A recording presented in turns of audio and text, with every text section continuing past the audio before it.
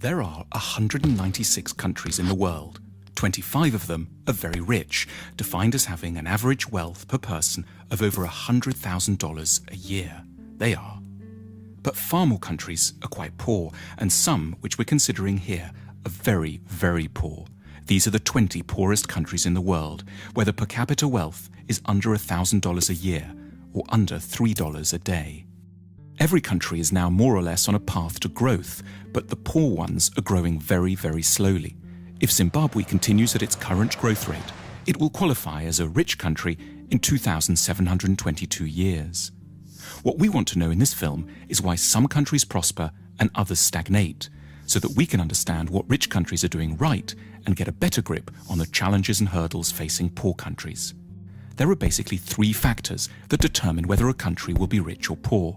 The first is institutions. Institutions are beyond important. Broadly speaking, rich countries have good institutions and poor ones have very, very bad ones.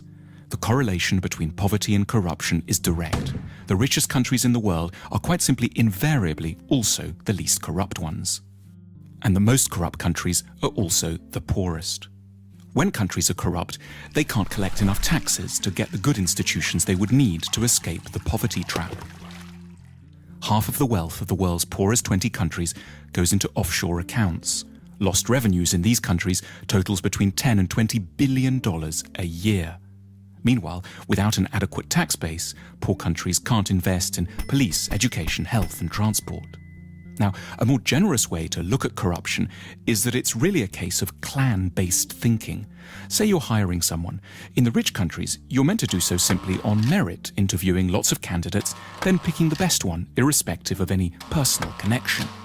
But in poor countries, under the sway of clan-based thinking, that approach would itself be seen as corrupt. It's your duty to disregard the so-called best candidate from an anonymous bunch in order to pick someone from your own team, your uncle, your brother, your second cousin, the guys from the same tribe. As a result, poor countries don't allow themselves access to the intelligence and talent of the whole population. There's a second thing that keeps countries poor: culture. What goes on in people's minds, their outlooks and beliefs. A striking statistic pops up here in relation to religion. If there's one generalization you can make about religion and wealth, it's that the less people believe, the richer they stand a chance of being. 19 of the richest countries in the world have 70% or more of their populations saying that religion is not at all important to them. The exception here is, unsurprisingly, the United States, which manages to combine great religiosity with huge wealth. More on that in a second. And conversely, the poorest nations in the world are also extremely believing ones.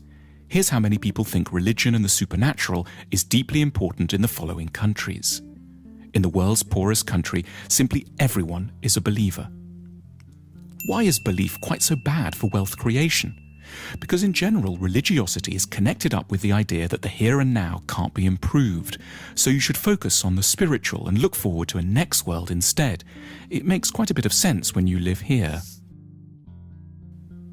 In the rich world, on the other hand, people are generally great believers in their capacity to alter their destiny through effort and talent.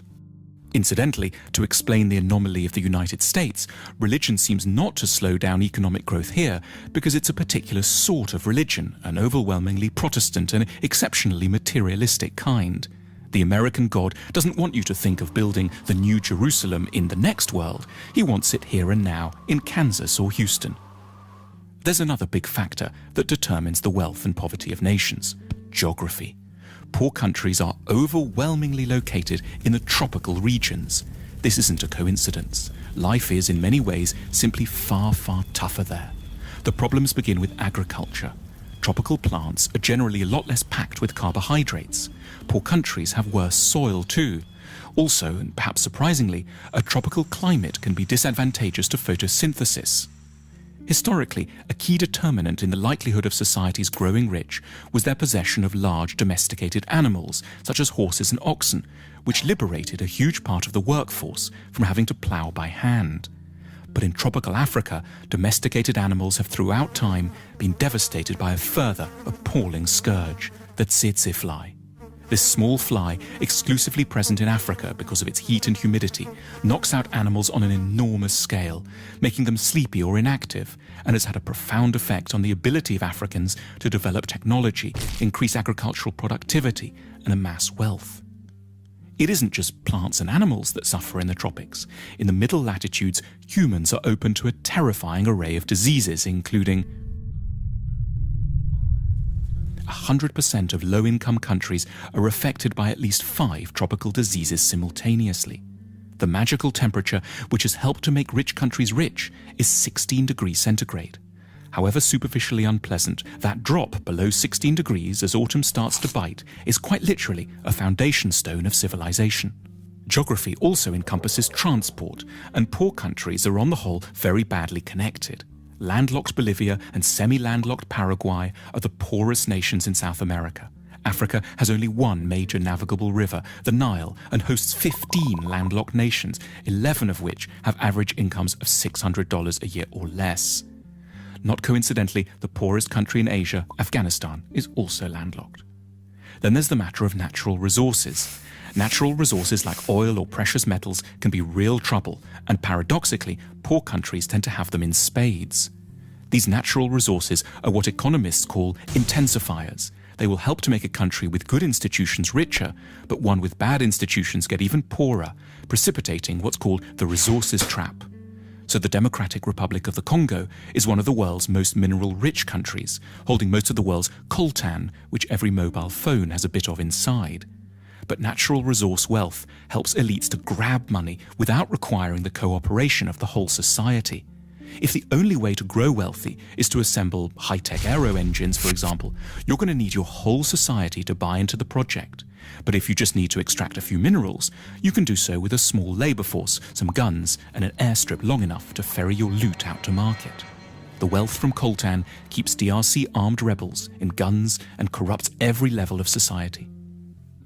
So how should one weigh up the relative importance of all these different factors, institutional, cultural, and geographic, in determining the wealth of nations? There's no hard and fast rules, but as a guide one can suggest that 50% of a nation's wealth comes down to the state of its institutions, 20% is due to its culture, and 10% each can be allocated to latitude, connectivity with the rest of the world, and geological good fortune. If you're a policymaker, this discussion has wide practical implications.